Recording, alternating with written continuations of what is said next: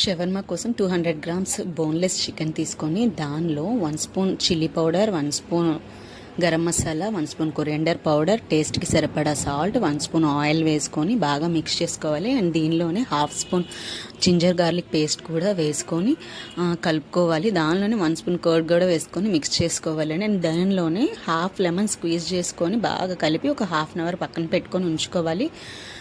Half an hour అయిన తర్వాత ఒక ప్యాన్ పెట్టుకొని ఒక 2 స్పూన్స్ ఆయిల్ వేసుకొని ఈ మనం మ్యారినేట్ చేసుకున్న చికెన్ ఉంది కదా, దీన్ని బాగా ఫ్రై చేసుకోవాలి, బాగా రోస్ట్ చేసుకోవాలి, వాటర్ ఏం లేకుండా.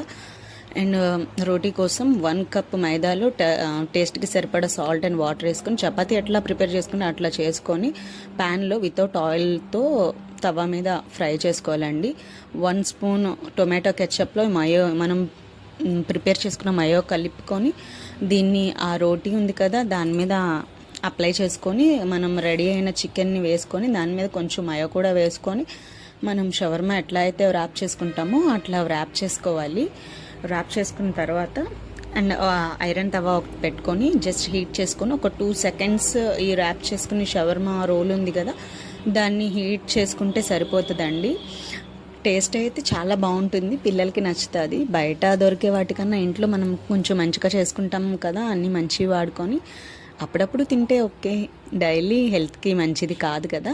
అండ్ మయో కోసం ఒక 5 గార్లిక్ పీల్ ఆఫ్ చేసుకున్నవి అండ్ ఒక 10 బ్లాక్ పెప్పర్ వేసుకొని 2 ఎగ్స్ని బ్రేక్ చేసుకొని వేసుకోవాలండి. వీటిని మిక్సీ పట్టుకోవాలి. టేస్ట్కి సరిపడా సాల్ట్, 1/2 స్పూన్ షుగర్ కూడా వేసుకొని మిక్సీ పట్టుకోవాలి. దీనిలో చిన్న కప్పు ఆయిల్ తీసుకొని ఇది మయో థిక్నెస్ వచ్చే వరకు బ్లెండ్ చేసుకుంటూ ఉండాలండి. అంతే, ఈజీగా టేస్టీ మయో రెడీ. అండ్ షవర్మా కూడా దీంతో తింటే చాలా బాగుంటుంది. నచ్చితే సబ్స్క్రైబ్ చేయండి ప్లీజ్. Thank you.